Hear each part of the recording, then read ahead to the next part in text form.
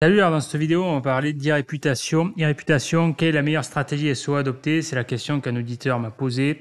Par exemple, une société qui a des articles négatifs, est-ce qu'il vaut mieux les faire tomber ou pas, les remplacer par d'autres plus favorables? Voilà, on va voir qu'il y a différentes stratégies possibles, notamment deux, et une qui est la plus connue, on va dire en tant qu'SEO. Voilà. Bon, l'e-réputation, c'est quoi? L'e-réputation, c'est tout simplement les avis, en fait, l'ensemble des avis qui sont relatifs à la marque, par exemple, à une marque ou à une entité au sens général. C'est vrai que souvent, on fait référence à une marque pour le caractère, on va dire, commercial, mais tu peux très bien être un particulier, tu peux avoir, on va dire, un mauvais avis, on va dire, qui peut porter atteinte, voilà, à ta personne, à ton intégrité, etc. Et voilà, de manière générale, c'est comme son l'indique, ta réputation en ligne, et donc tout ce qui va toucher de près ou de loin à ton image, à une certaine entité, on va dire. Voilà, bon bref. Donc, la stratégie des réputations, souvent quand les entreprises font appel à toi, en tant que voilà, entreprise, là par exemple, tu es TSO, tu veux te spécialiser dans les réputations, ben, souvent l'idée c'est que tu vas chercher à, comment dire, à renforcer l'image de manière plus positive.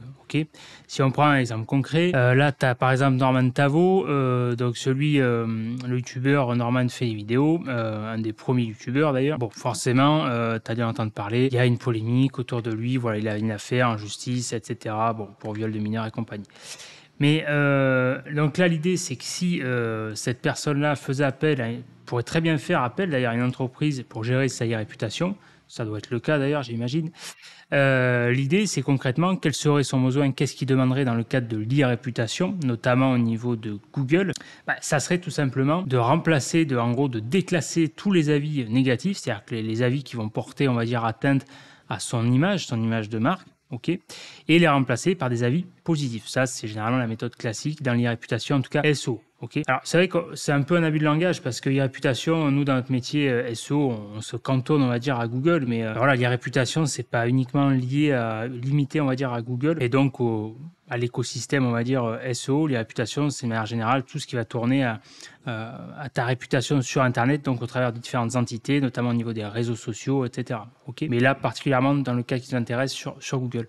Ici, si on tape Norman Tavo, pour un exemple concret, on voit qu'il y a quoi? Première suggestion, Norman Tavo, donc on voit la suggestion justice. Ok. Bon, après, il y a les suggestions classiques, fortune, voilà, réaction, etc.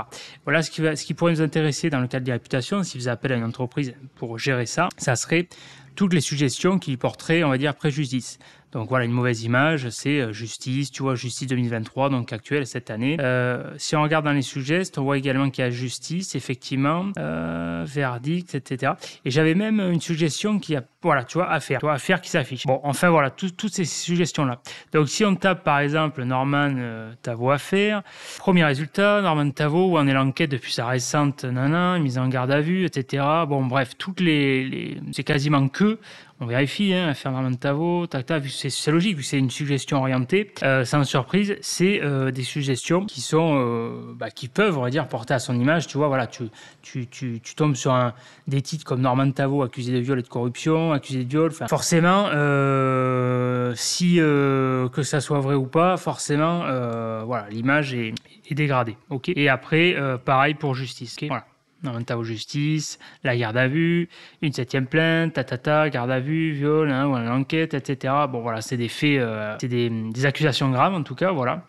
Alors après que ça soit vrai ou pas, ça j'en sais rien, c'est pas l'objet de ce débat, de cette vidéo. Mais en gros, voilà, dans le cas d'une réputation, c'est un des exemples, on va dire, parfaits pour ça. Alors après, petit disclaimer, hein, ça c'est quand même important. Il faut savoir que si t'es amené à gérer une réputation, tu as une entreprise qui te démarche, admettons, ben là, comme là, cet exemple, là, ça pourrait très bien être ce youtubeur qui te démarche pour gérer sa réputation et tout. À toi de voir, là où tu places le curseur, il y a quand même la notion, la valeur d'éthique. Ok. Est-ce que tu es prêt à défendre, en gros, coûte que coûte, si ta stratégie, c'est de dire, OK, moi, mon job, je suis payé pour une prestation, comme la réputation, je sais faire, je vais faire en sorte que, j'efface tous les avis négatifs, ou en gros, voilà, qu'il n'y ait plus sur les requêtes visées, que le taf soit fait et qu'en gros, qu'il n'y ait que des résultats positifs, on va dire, pour caricaturer. Ok. Et peu importe que ça soit vrai ou pas, les accusations que soient fondées ou pas, en gros, tu vas pas aller chercher sur le fond, mais tu vas te contenter, entre guillemets, de faire ton job. Voilà. Ça, c'est à toi de voir quelle est ta stratégie, où tu places également le curseur. Moi, je sais que par le passé, il y avait eu le cas c'est une entreprise connue qui avait justement qui était venue nous voir pour une affaire, donc pour des réputations. Il perdait en gros, donc je vais pas la nommer quand même, mais cette entreprise perdait, donc de souvenirs, c'était assez important, hein, c'était 100 000 € par semaine. Le simple fait qu'il y ait cet avis négatif qui ressorte sur la requête marque plus, voilà. Et c'était pour des cas d'impayés de loyer, voilà, je n'en dirai pas plus. Et donc voilà, et du coup on avait fait le taf, le nécessaire, tac, pour que cet avis disparaisse. Bon, il se trouve que sur le fond, c'est vrai que sur le coup, on n'avait pas été chercher plus loin que ça, moi le premier à l'époque. Et sur le fond, tu vois, en regardant là dernièrement, il s'avère que sur le fond, cette entreprise-là, l'avis négatif qui étaient faits sur ces mots-clés-là, sur les problèmes de loyer impayé, il se trouve que c'était fondé finalement. C'était fondé, il y a d'ailleurs eu un arrêté de cour de cassation assez récemment. Bon voilà, donc là, c'est quand même un disclaimer, ça c'est le choix de chacun, à toi de voir où tu places ton éthique par rapport à ça. Mais en tout cas, voilà, les réputations, ça c'est un exemple, voilà. Ou alors, tu as un autre exemple, par exemple, un exemple plus commun finalement, Avis Disons Demain. Tu vois, Disons Demain, donc c'est une marque de site de rencontre, site de dating, voilà, marque connue, hein, la filiale de Mythique. Mythique, la rencontre, on va dire mainstream, et Disons Demain, la rencontre pour les profils seniors, la gamme de produits pour les seniors. Voilà. Et donc là, Avis Disons Demain, il y a deux stratégies possibles. Si tu veux, ces sites-là, ils font appel à des programmes, ils lancent des programmes d'affiliation, pour te situer un petit peu le contexte également. Ils lancent des programmes d'affiliation auprès donc d'affiliés la plupart du temps SEO, dans cet exemple-là, sur Google. Et moi, le premier, j'en fais quasiment plus, mais j'ai fait à l'époque de l'affiliation pour ces sites-là, de dating, Disons Demain, Jackie Michel, etc. Voilà. Et ça marche bien, c'est rentable, hein. Tu arrives à tirer. Moi, à l'époque, je crois que c'était 2000 balles en leads et 2000 balles en vente de liens, 4000, sans pousser le truc très loin. Mais en gros, tu peux arriver à générer quelques milliers d'euros mensuels facilement avec ce type de rencontre. Avis plus le nom du site, tu vois ici. Voilà. Et alors là, par rapport à ça, l'intérêt pour une marque comme Disons Demain de faire appel à des affiliés dans un programme d'affiliation, c'est que d'une part, d'un point de vue rentabilité, publicité, pour moi, l'affiliation, c'est un excellent moyen. C'est-à-dire qu'en gros, c'est la meilleure publicité finalement, parce que tu payes une personne qui va faire donc de la publicité pour ta marque, pour ton produit, là, comme là pour ton site de dating, Disons Demain, tant qu'elle n'amène pas un prospect, d'accord, une personne potentiellement intéressée pour du leads, pour s'inscrire au site de rencontre, elle va pas le rémunérer. Et si un prospect donc qualifié et amené qui s'inscrit sur le site, elle va le rémunérer, elle va lui rétrocéder une commission. Donc c'est très rentable parce qu'en gros, t'as aucune perte quelque part, tu as une garantie que ta pub, la personne qui arrive, tu payes la personne pour un prospect qualifié. Donc ça, c'est la meilleure pub, plutôt que si tu fais une pub, j'en sais rien moi, sur YouTube Ads, FB Ads, ou ce que tu veux. Au moins là, tu sais que ton argent, il est bien placé parce que tu rémunères quelque part la performance. Ça, c'est la première chose. La deuxième chose, c'est qu'en faisant ça, qu'est-ce qui va se passer? Les affiliés comme moi, on va se positionner sur la première page, sur la requête Avis Disons Demain, d'accord? Ils te le disent d'ailleurs la plupart du temps, pas tous, mais la plupart du temps, sur les programmes d'affiliation. En gros, ils payent les SEO pour faire le job, ils se positionnent dessus. Comme ça leur évite également, eux, de se faire, entre guillemets, chier à se positionner dessus.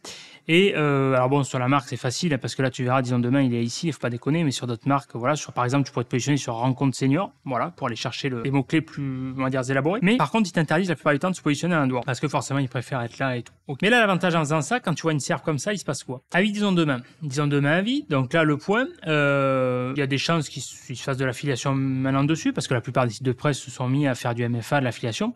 Donc il y a affiliation, bien sûr, dit avis biaisé, subjectif, parce que forcément, à partir du moment où tu es payé à promouvoir quelque chose, tu vas pas forcément être objectif, hein, ça c'est normal. Tu vois les avis Trustpilot, ok, bon, Trustpilot quand même plus objectif. Disons Demain, toutes les box et les sites affiliés, Planète Radical, IGRA, la sélection, etc., etc. En faisant ça, c'est une stratégie également, tu fais une pierre deux coups. Tu lances ton programme d'affiliation pour la rentabilité intéressante, tu fais bosser les autres, que tu vas payer finalement comme des employés, hein, c'est beaucoup plus rentable. Et également, tu t'établis ta stratégie d'e-réputation. Tu vois, les autres, en gros, tu crées des avis, tu as plusieurs avis qui, la plupart du temps, la grande majorité sont positifs, ou sinon, tu vois, comme Trustpilot, mais tu vois, la note, elle est très bonne, hein, la moyenne, elle est très bonne, ce qui fait que tu n'as quasiment aucun risque, tu te prémunis contre finalement les risques d'e-réputation. C'est-à-dire que là, par exemple, celui qui voudrait plomber la réputation du site Disons Demain et qui voudrait se positionner sur Avis Disons Demain, il faudrait qu'il pose cet avis sur un site d'autorité comme un forum, comme comment ça marche, ou ce genre de choses, voilà, ou un site UFC que choisir, par exemple. Un spot, un site sur lequel il y a un minimum d'autorité pour que ça remonte, ou en tout cas, voilà, un site parasite sur lequel se positionner au-dessus, tu vois. Donc ça, c'est quand même l'énorme avantage de cette stratégie-là. Okay. Ensuite, par rapport à ça, quelle est la stratégie? Pour en revenir à la question. Déjà, si tu gères une stratégie de réputation pour une marque, première chose à faire, tu vas mettre en place un système d'alerte. Okay, donc, je ne vais pas m'étendre là-dessus sur cette vidéo. Je t'invite à te renseigner. Il y a eu suffisamment de contenu à l'heure actuelle qui balaye ça, qui donne les stratégies, on va dire, basiques. Voilà. Tu mets en place un système d'alerte, par exemple sur Google Alert, et tu tapes le nom de ta marque. Admettons, le problème de l'e-réputation, c'est sur nom de... la plupart du temps, c'est en rapport avec la marque, 99% du temps. Donc, tu vas taper, par exemple, le nom de la marque, ou alors tu vas taper également donc nom de la marque plus le mot-clé en question. Par exemple, là, tu vois, j'en sais rien. La marque, c'est quasiment obligé. Je veux dire, c'est donc nom de marque. Ça, tu te le mets par exemple dans Google Alert. Tu vas taper ensuite les combinaisons nom de marque plus le mot-clé litigieux. Comme là, ici, par exemple, ça serait Norman Tavo justice, Norman Tavo affaires. Ou là, nom de marque, par exemple, ne paie pas les loyers. Je ne vais pas en dire plus, mais voilà. Ok, bon, etc. Et justement, tu vas surveiller, ça va te permettre de surveiller par rapport à ça les contenus litigieux potentiellement, voilà, contentieux sur lesquels tu peux mener des actions litigieuses. Donc, la stratégie classique, l'avantage, c'est que en tant que SEO, c'est une stratégie qui est rentable parce que c'est assez facile à mettre en place vu que ça touche, comme je t'ai dit, la combinaison de mots-clés, c'est toujours en rapport la plupart du 99% avec même voire 100% quasiment, mais on va dire, non, 99%, il peut y avoir des cas spécifiques. Mais avec le nom de marque. Donc, les combinaisons de mots-clés liées avec le nom de marque, c'est relativement facile. Alors attention, toute proportion gardée, ça dépend de l'autorité de la marque. Comme là, le cas en question, il fallait quand même y aller parce qu'il y avait quand même de la concurrence. Parce que, toujours pareil, quand tu étudies la SERP, on avait affaire avec des spots d'autorité réputée. Tu vois, comme là, tu as 20 minutes, si tu as comment ça marche. La plupart du temps, c'est des forums installés, des forums sur lesquels il y a des discussions mouvementé, si c'est des marques en plus connues, la plupart du temps, quand tu as des enjeux commerciaux importants. Et donc, forcément, tout ça, ça va contribuer à une certaine inertie sur la SERP, qui va faire que, dans les faits, c'est quand même, c'est là où, attention, c'est trompeur. Tu peux te dire, c'est assez facile dans un premier temps, tu vois la marque plus un mot-clé à déloger. Mais en fait, ces sites-là sont une telle autorité, ont une telle dynamisme. Les forums, les forums et sites de presse, de toute façon, c'est les plus difficiles d'un point de vue SEO à dégager parce que voilà, c'est des sites d'autorité et encore plus à choisir. Le plus difficile pour moi, ça reste les forums parce que voilà, je t'ai dit, ce qu'ils ont de plus, ils ont l'autorité d'un site média, comme comment ça marche, etc. Et en plus de ça, ils ont le fait que la typologie du site fait que, vu que c'est un forum sur lequel il y a des discussions mouvementées quand c'est des marques connues, tout ça, ça va faire que ça va alimenter tous les jours, enfin peut-être pas tous les jours, mais régulièrement, ça va créer des nouveaux posts, donc des nouveaux contenus, des contenus frais. Il va y avoir une certaine de régularité. Donc pour Google, c'est tout ce que Google aime en fait. Il va se dire, ok, putain, il y a un site d'autorité, même si à la base il n'est pas spécialisé sur ce sujet-là. S'il est spécialisé, c'est encore mieux.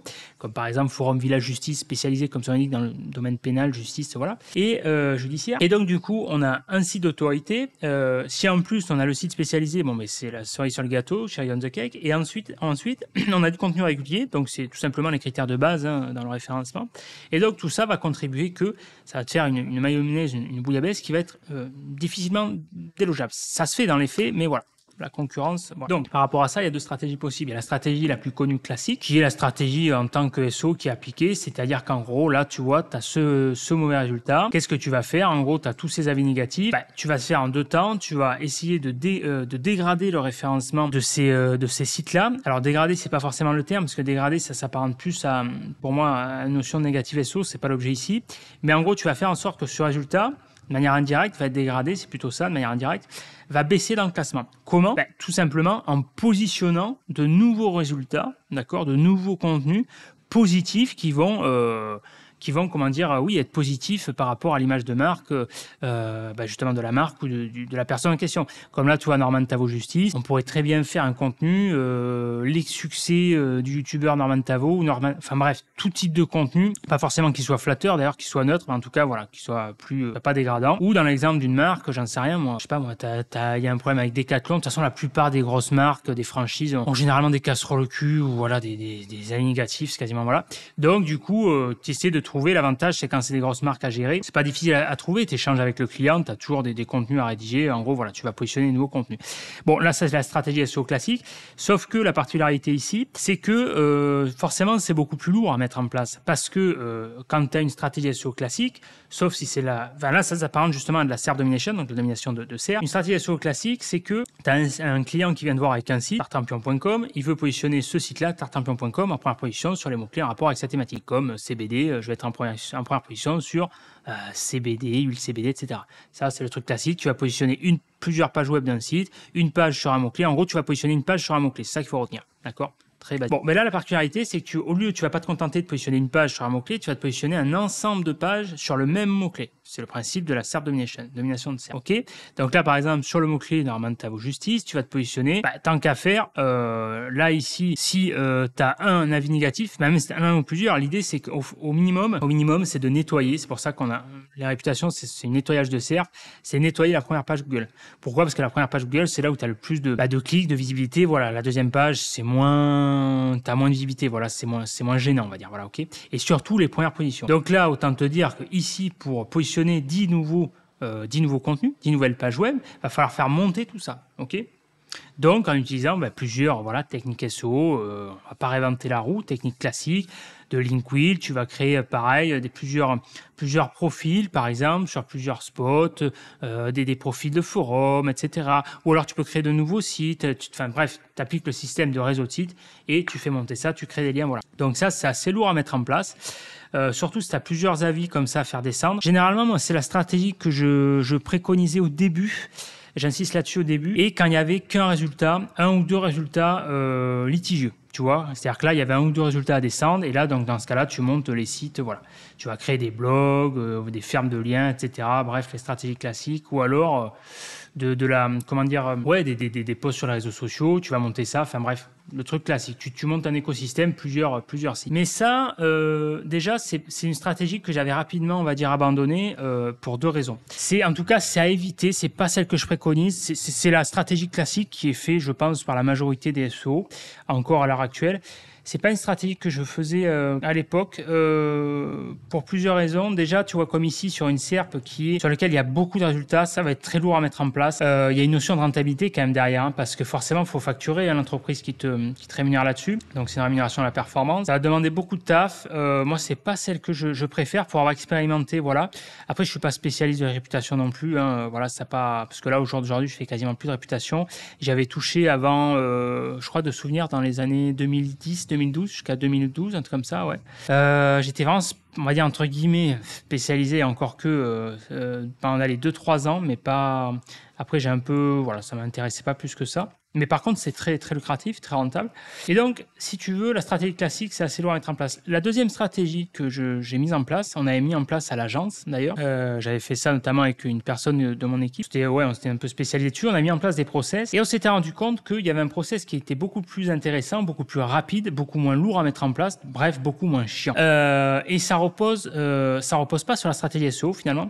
Ça repose sur un des domaines que j'affectionne tout particulièrement, le domaine juridique. Voilà. Le domaine juridique a trouvé des failles, sur lesquelles tu peux t'appuyer. Et en fait, ce qu'il faut savoir, c'est que, et ça marche notamment particulièrement bien sur des forums, c'est que ici, tu vois, obligation juridique, tu tapes à obligation juridique, forum, message diffamatoire. Que le forum discussion soit accès restreint ou non, les messages diffamatoires ou injurieux sont sanctionnés par la loi, l'auteur de diffamation. Bon, bref, en gros, je te laisserai te renseigner là-dessus, mais ce qui se passe, c'est que si tu as un avis négatif sur une marque, qui porte atteinte justement à son image de marque, donc T'as deux choses généralement, c'est assez la limite assez mince, assez nuancé. C'est soit ça tombe sous le coup de la diffamation. Mais la diffamation, c'est plus dans le cas quand t'as une affaire, ça touche à un particulier. Quand t'es sur une marque, un truc business, c'est plus associé, c'est plus facilement l'angle attaquable sur le dénigrement commercial. Et là, l'avantage, c'est que tu peux vite l'associer à la concurrence déloyale. Donc t'as une portée qui est beaucoup plus large. Voilà. Et donc du coup, d'ailleurs, petit aparté, il y avait eu je vais pas m'y pencher dessus parce que c'est pas l'objet, mais on est dans le sujet, finalement dans le thème, il y a réputation, il y avait eu, tu as dû peut-être entendre parler, il y a eu un drama SEO là. Alors au moment où je publie cette vidéo, vu qu'elles sont programmées, il y aura un décalage. Mais en tout cas, au moment où je fais cette vidéo là, le 11 août, c'est passé comme un drama, ce qu'on appelle un drama SEO sur la sphère Twitter. Ça se fait beaucoup depuis que je fais du SEO depuis 2008. Voilà, il y a toujours des dramas SEO. C'est une communauté qui a besoin comme ça de s'alimenter, surtout surtout sur Twitter, justement, c'est une plateforme quand même assez orientée toxique à ce niveau-là. Et donc, il y avait un drama SEO par rapport à ça. J'avais fait l'objet indirectement. Et donc, du coup, je me suis dit, ça pourrait être intéressant de se pencher dessus pour essayer de trouver un angle d'approche juridique, tu vois, ce côté-là, par rapport à... Alors, atteindre le droit d'auteur, c'est plus délicat, mais plus ce côté diffamatoire, pas assez marrant, plutôt dénigrement commercial et plutôt associé à la concurrence déloyale. Bon, c'est dommage parce que je me suis rendu compte que sur le plan juridique, la personne n'a pas été aussi loin. J'avais pas assez d'éléments à mettre sous les dents, on va dire. Il aurait fallu qu'il y ait une citation de marque un petit peu plus exhaustive, voilà, pour que je puisse m'amuser là-dessus sur cet axe-là. Et dans ce cas-là, tu peux t'amuser, tu fais appel à un cabinet d'avocat et dans ce cas-là, tu es sûr que tu vas gagner. Donc voilà, ça c'est la spécialité sur le côté domaine juridique. J'aime beaucoup cette spécialité parce que, par expérience, voilà, vu que j'ai eu affaire à beaucoup d'emmerdes à ce niveau-là, que ça soit à titre privé ou pas, c'est important de savoir se défendre par rapport à ça pour pas être tout simplement emmerdé. Voilà. Et donc du coup, on s'était renseigné là-dessus. Et ce qu'il faut savoir, c'est que quand tu es sur un forum, tu as des modérateurs et quand tu as un contenu à caractère diffamatoire, peu importe la qualification juridique, que ça soit diffamatoire, injurieux ou du dénigrement, la qualification juridique, ça c'est les seules appréciations généralement d'un avocat ou d'une personne en rapport avec la justice, c'est que toujours est-il que le forum a une responsabilité juridique par rapport à ça. Comme par exemple, quand il y a un site web, tu as un site web d'un concurrent qui fait de la merde sur toi, l'hébergeur, par exemple, si tu as COVH ou quoi, une responsabilité juridique. Si il y a c'est un site web, par exemple, dans le cas de streaming, qui diffuse des contenus illégaux, qui a un côté illégal en rapport avec le domaine pénal, l'hébergeur a une responsabilité juridique. Et dans ce cas-là, alors maintenant, la plupart sont assez flemmards par rapport à ça. Si tu les contactes directement, les 3 quarts du temps, ils vont pas te prendre au sérieux. Ils auront plutôt tendance à avoir même peut-être un ton condescendant. Mais par contre, si c'est un cabinet d'avocats qui leur envoie une lettre recommandée, là par contre ils le prennent au sérieux parce qu'ils savent qu'ils ont l'obligation juridique et derrière ils ont un gros problème de responsabilité s'ils prennent pas les mesures nécessaires. Bon là c'est pareil pour les forums. S'il y a un contenu diffamatoire, d'accord, ou qui va dénigrer ta marque c'est une entreprise, mais même si c'est particulier c'est la même chose, c'est plus le côté de la diffamation qui va rentrer en jeu. Dans ce cas-là, il y a une réelle responsabilité par rapport au directeur de la publication, au responsable de la plateforme.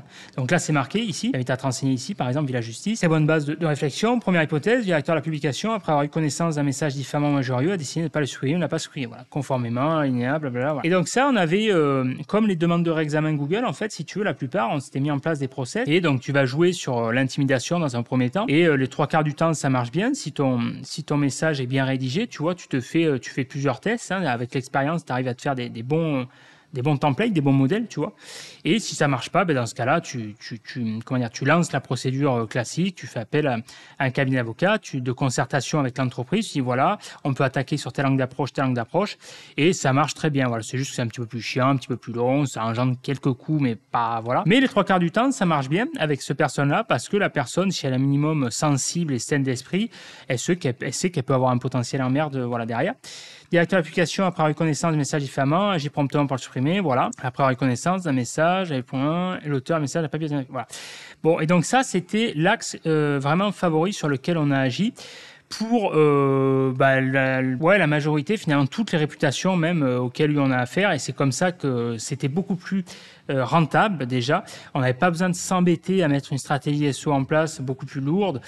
C'était beaucoup plus rapide, donc plus intéressant à la fois pour nous, le prestataire, intéressant également pour le client, parce que le client, ce qu'il faut bien préciser, c'est le contexte. Quand tu as une entreprise, en tout cas une grosse entreprise ou sur lequel il y a une notion, il y a un enjeu important derrière, comme là, cette entreprise-là, c'était un enjeu qui était quand même important, c'était 100 000 euros par semaine de pertes sèches, donc c'est pas négligeable. La personne qui vient te voir pour ça, elle est en panique, d'accord ? Il y a un caractère urgent, il y a un enjeu émotionnel important, donc forcément, ce qu'elle veut, c'est de la rapidité, d'accord ? Elle veut trouver une solution la plus rapide possible. D'accord ? Donc là, dans ce cadre-là, le plus rapide, c'est le côté juridique, tout simplement. Voilà. Et donc ça, c'est la stratégie que je recommande. Ça nécessite une approche plus subtile, plus maligne, mais c'est une approche qui marche très bien, qui a donné d'excellents résultats. Et franchement, c'est là où on a obtenu les meilleurs résultats. C'est bien plus intéressant que la stratégie SEO, bien plus rapide, bien plus efficient. Voilà, c'est vraiment le terme. Moi, c'est ce qui m'intéresse, c'est la notion d'efficience. Et bien plus marrant quelque part aussi, tu vois. Le domaine juridique, tu peux vraiment t'amuser à ce niveau-là. Voilà. Et puis surtout que là, quand tu as affaire, bon là, c'est moins marrant parce que quand tu as affaire à des entreprises comme ça, il y a des corporations au sens large, il n'y a pas vraiment d'affect où tu ne touches pas une personne directement. Si c'est une personne l'entrepreneur du coin comme moi, par exemple, une personne en tant qu'indépendant au sens large, ça peut être plus marrant, tu vois, comme là, le dernier drama SEO, c'est dommage, j'avais pas de matière à ce niveau-là, mais ça peut être plus marrant pour lancer des poursuites justement juridiques, où là, ça peut être intéressant. Il y a le côté jeu, parce que quand on fait du SEO, c'est le jeu du chat à la souris, c'est ça qui nous anime. Mais là, ce qui m'anime bien aussi, c'est ce côté jeu, vraiment sur le domaine juridique, où là, tu peux vraiment t'éclater et tu peux vraiment aller très loin et voir justement tester vraiment ce que la personne a dans le ventre de l'autre côté, voilà, parce que souvent le SEO c'est marrant mais il n'y a pas vraiment d'enjeu juridique derrière. Là, juridique, ça ajoute une autre dimension et là ça permet de tester également la limite psychologie de la personne, voilà. Donc ici après voilà, tu as d'autres blâmes, Muriel Cahen, notre avocat connu, cabinet d'avocat, donc forme diffamation, ok, bon voilà, paf, ça je te laisserai en prendre connaissance. Ici, voilà, il y a une notion de jurisprudence qui avait le cas, ouais, c'est ça, pour Père Noël et Dom Expo. Et pareil, tu vois ici, un autre cabinet avocat, celui-là, je le connais moins. Mais, tu vois, ce qui est intéressant, c'est pareil, donc sur la réputation. Donc, bien sûr, si tu engages des poursuites juridiques, tu te cantonnes pas parce que ça arrivera, je pense, inévitablement. Si tu gères des montants assez importants, comme là, ici, il se peut que des entreprises se laissent pas démonter par la première phase d'intimidation. Et dans ce cas-là, il va falloir vraiment lancer des poursuites juridiques. Donc, en étant entouré d'un cabinet d'avocats. Et donc là, c'est important, bien sûr, d'avoir un cabinet d'avocats qui sache tout simplement de quoi il parle, qui soit à la page et qui soit spécialisé justement dans... Alors, le droit de la propriété intellectuelle, ça va moins nous intéresser ici. C'est plus effectivement, là, ici, tout ce qui a un rapport avec le droit des affaires, les nouvelles technologies ici, mais en tout cas, sensibilité surtout aux problématiques liées aux nouvelles technologies. C'est un bel langage, parce qu'en 2023, c'est pas trop nouveau, mais voilà, aux problématiques Internet et notamment de réputation. Ici, bon, voilà, on sait quand même on sait de quoi il parle, vidéo dénigrante, faux avis Google, les cas classiques, voilà. Et tu vois, il t'apporte la nuance sur le propos. La différence entre la diffamation et le dénigrement, voilà, diffamation correspond, nanana, toute allégation, blablabla. Bon, plus à une personne physique finalement, hein, on voit, avec la notion de dignité. Et le dénigrement commercial, tu vois, il se distingue, tu vois ce qu'il dit, un concurrent, discrédit, concurrent, ses produits, services, informations. Donc là, c'est plus par rapport à une personnalité, une personne morale, et plus par rapport à un produit ou la marque, d'accord, voilà. Et donc là, effectivement, c'est plus marrant parce que tu peux t'amuser, tu peux aller sur la concurrence déloyale et tu peux aller chercher plus loin. Voilà, donc le domaine juridique, c'est quand même assez sympa à ce niveau-là. Voilà, c'est tout ce que j'aurais à dire, je pense, pour la réputation. Il n'y a pas grand-chose à dire de plus. C'était plus pour poser des bases, des graines de réflexion à ce niveau-là. Voilà, dis-moi si ça t'intéresse en commentaire, fais-moi part de ton avis juste en dessous de cette vidéo en commentaire. Si tu as aimé, like cette vidéo, ça me de la force, ok. Abonne-toi à la chaîne ici YouTube pour être tenu informé des prochaines vidéos si ce n'est pas déjà fait, d'accord. Si tu veux accéder à mon canal Telegram, je t'invite à rentrer ton mail ici juste en dessous sur le site soformaker.com/club privé ici. Si tu veux également accéder à tout un tas de conseils autres d'ailleurs que le SEO, mais plus sur le côté business en ligne, bref, tout ce qui est en rapport avec la vie entrepreneuriale, tout ce que je peux pas vraiment dire en public, je t'invite à tout simplement rentrer ton email, c'est le meilleur moyen de rester en contact, ok. Et si tu souhaites aller plus loin, profiter de formations pour être cadré, avoir des stratégies étape par étape, je t'invite tout simplement à prendre connaissance du catalogue ici, soformaker.com/formation SEO, ici. Et tu retrouveras notamment le listing des principales formations, avec notamment le programme le plus complet, l'académie, où comme son l'indique, c'est vraiment le plan d'action complet de A à Z. Je vends tout simplement une méthodologie, une stratégie qui permet de t'apprendre la compétence SEO pour être autonome sur tout un tas de projets. Et peu importe ce que tu veux faire d'ailleurs derrière, que tu sois consultant SEO, en agence, que tu sois in-house, que tu sois éditeur de site, bref, peu importe le métier, si tu souhaites tout simplement acquérir la compétence SEO et t'en servir comme levier d'acquisition de trafic, apprendre à ranker n'importe quel site sur n'importe quel mot-clé, je t'invite tout simplement à suivre l'académie sur le programme le plus complet. Ok ? Moi, je te dis à de suite dans la prochaine vidéo. Ciao.